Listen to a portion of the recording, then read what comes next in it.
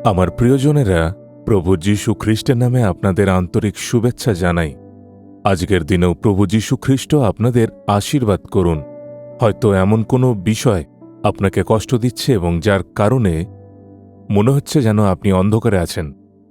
মনে হতে পারে আপনি যেন এমন এক অন্ধকারে দাঁড়িয়ে আছেন যেখানে আপনি কোন পথে এগোবেন তা বুঝতে পারছেন না। জীবনের কোনো সমস্যা হয়তো আপনাকে এমন অবস্থায় দাঁড় করিয়েছে। আপনি হয়তো ভাবছেন, আমি কি করব? মনে হচ্ছে আমি অন্ধকারে আছি, আর চারিদিকে শুধু অন্ধকার, কোনো পথই খুলছে না।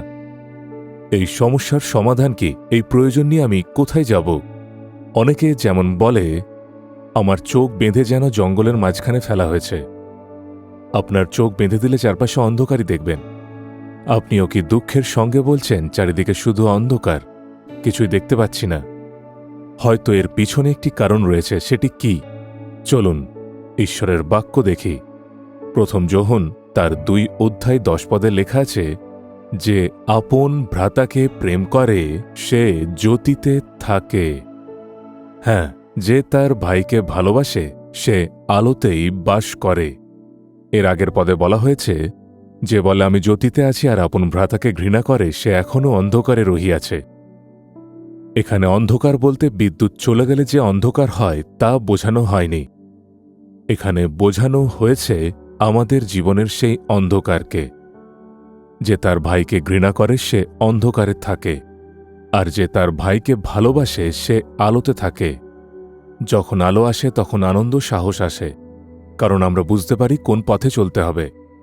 তাহলে একটু ভেবে দেখুন, আপনার জীবন আলোতে নাকি অন্ধকারে? আপনার আশীর্বাদ নির্ভর করছে আপনার ভাইকে ঘৃণা করেন নাকি আপনি ভালোবাসেন। যদি আপনি ঘৃণা করেন তবে অন্ধকারে বাস করবেন, আর যদি ভালোবাসেন তবে আপনি আলোর সন্তান হবেন। তাহলে আপনার ভাইকে শুধু নিজের পরিবারের ভাই নয়, খ্রিস্টেতে যারা আপনার ভাই বোন তারাও আপনার ভাই। তারা গির্জায় রয়েছেন। গির্জার প্রত্যেক বিশ্বাসী আপনার ভাই এবং বোন। শুধু তাই নয়, আপনার সহকর্মী, প্রতিবেশী, এলাকার মানুষজন, তারাও আপনার ভাই বোন। একবার ভেবে দেখুন, আপনি যদি তাদের ভালোবাসেন তাহলে আপনি নিশ্চয়ই আলোতে চলছেন। কিন্তু অনেক সময় গির্জার মধ্যে, প্রতিবেশীদের মধ্যে, এমনকি সমাজের মধ্যেও হিংসা, বিরোধ, মনোমালিন্য দেখা যায়।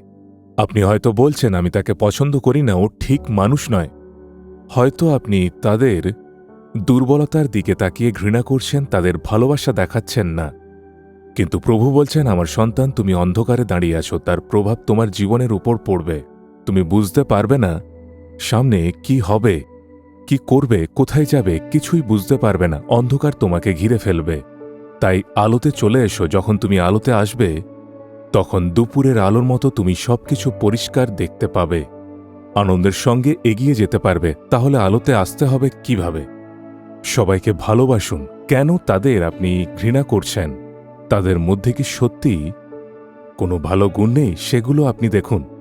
তাদের ভালোবাসুন, এটাই আমাদের যিশু শিক্ষা দিয়েছেন।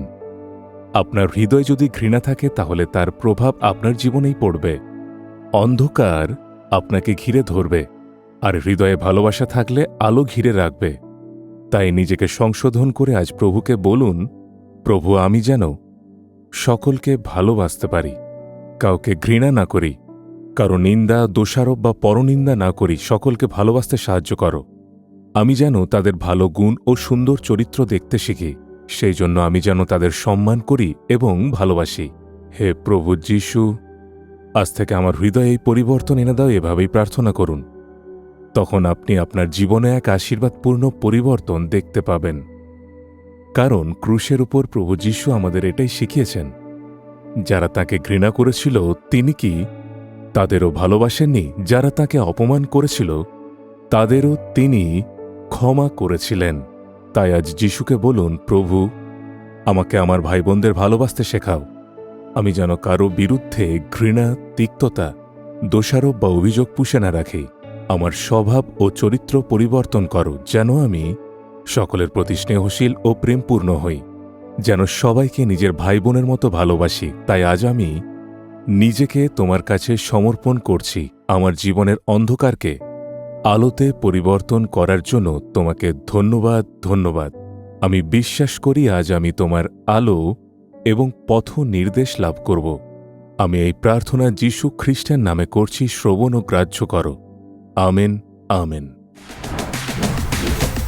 জিসাস রিডিমস বেঙ্গলি ইউটিউব চ্যানেলটি সাবস্ক্রাইব করুন, বেল আইকনটি ক্লিক করুন আমাদের প্রতিদিনের নতুন প্রোগ্রাম সম্পর্কে আপডেট পেতে।